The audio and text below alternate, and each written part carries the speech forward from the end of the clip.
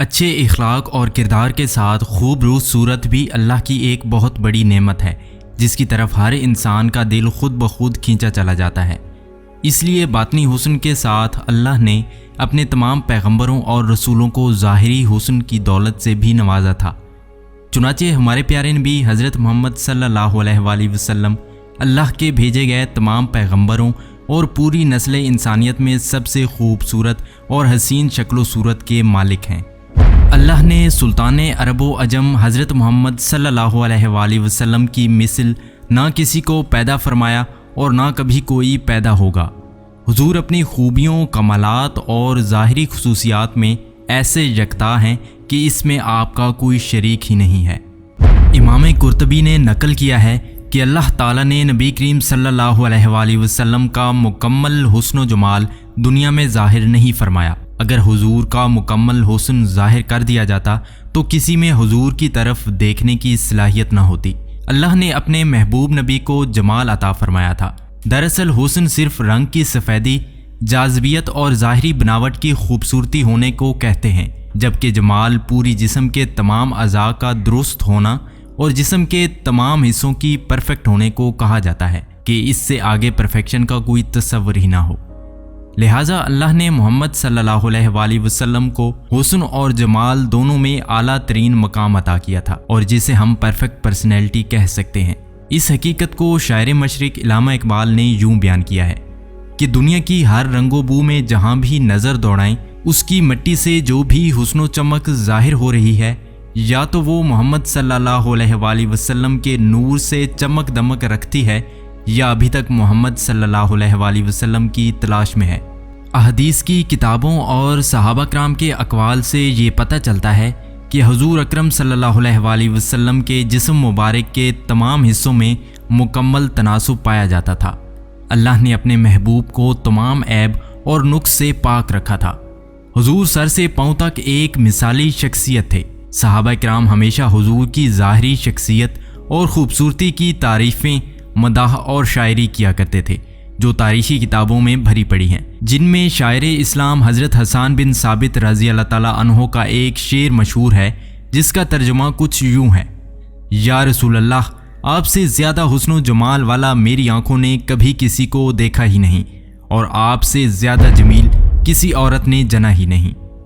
حضرت ابو ہریرہ، انس بن مالک، عبداللہ ابن عمر، کعب بن مالک، جابر بن عبداللہ اور حضرت برہ بن عادب رضی اللہ تعالیٰ عنہ نے حضور کی خوبصورتی اور جسمانی بناوٹ حلیہ کو جس طرح بیان کیا ہے، اگر ان تمام روایتوں اور اقوال کو ایک جگہ جمع کیا جائے تو وہ کچھ یوں ہے: حضور کے جسم مبارک کا رنگ گورا سفید تھا، گویا ایسے معلوم ہوتا تھا کہ آپ کا بدن چاندی سے ڈھال کر بنایا گیا ہو۔ حضور کا جسم نہایت ہی نرم و نازک تھا، جسے ایک خاص قسم کی خوشبو آتی تھی۔ صحابہ کہتے ہیں کہ حضور کے جسم کی خوشبو سے زیادہ اچھی ہم نے کبھی نہ کوئی خوشبو سنی اور نہ دیکھی، یہاں تک کہ حضور کے جسم مبارک سے گرنے والے پسینے کو ہم جمع کر لیا کرتے اور اسے بطور عطر استعمال کرتے تھے۔ لہٰذا حضرت انس کی والدہ بی بی ام سلیم رضی اللہ تعالیٰ عنہا حضور کے لیے ایک چمڑے کا بستر بچھا دیتی اور حضور اس پر دوپہر کو لیٹ کر آرام فرمایا کرتے۔ لہٰذا آپ کے جسم مبارک کے پسینے کو وہ ایک شیشے میں جمع فرما لیتی تھی، پھر اسے ایک خوشبو میں ملا لیا کرتی تھی۔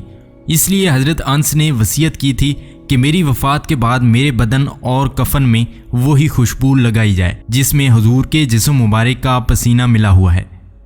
حضور سر کے بال رکھنا پسند فرماتے تھے۔ آپ صلی اللہ علیہ وآلہ وسلم ہمیشہ پٹے رکھا کرتے تھے۔ کبھی آپ کے بال آدھے کانوں تک رہتے، کبھی کانوں کی لوؤں تک اور کبھی کندھوں کے قریب تک رہتے۔ اگر سر کے بال میں مانگ نکل آتی تو اسے رہنے دیتے، ورنہ مانگ نکالنے کی کوشش فرماتے۔ حضور اپنے سر اور داڑھی میں ایک روز درمیان دیکھ کر کنگھا کیا کرتے تھے۔ آپ اکثر سر میں تیل لگاتے اور سر پر ایک کپڑا ڈال لیا کرتے۔ آخری عمر تک حضور کے بال بہت کم سفید ہوئے تھے اور آپ کی داڑھی مبارک میں صرف 17 عدد سفید بال تھے، اس لیے آپ نے کبھی خضاب نہیں لگایا۔ البتہ آپ کبھی کبھی مہندی کا خضاب لگانا پسند فرماتے۔ آپ کے بال نہ بالکل گھنگریالے تھے اور نہ بالکل سیدھے، بلکہ درمیانی کیفیت کے تھے۔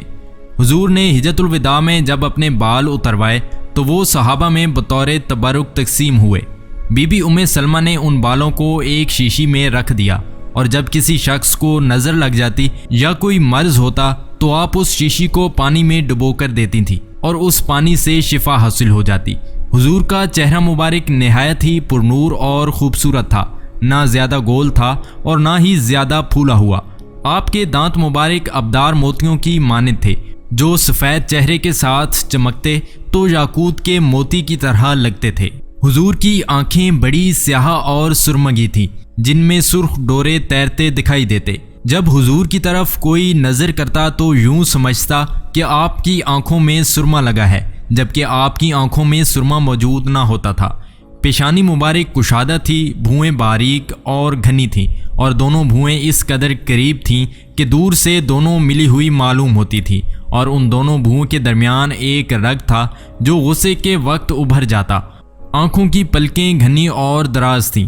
اللہ نے حضور کو ایسا معجزہ عطا فرمایا تھا کہ ان مقدس آنکھوں سے آپ ایک ہی وقت میں آگے پیچھے، دائیں بائیں، اوپر نیچے، دن رات، اندھیرے اجالے میں بھی یکساں دیکھ لیتے تھے۔ حضور کی ناک نہایت ہی خوبصورت، اونچی اور خمیدہ تھی۔ ناک کی بلندی سے اس پر نور چمکتا معلوم ہوتا تھا۔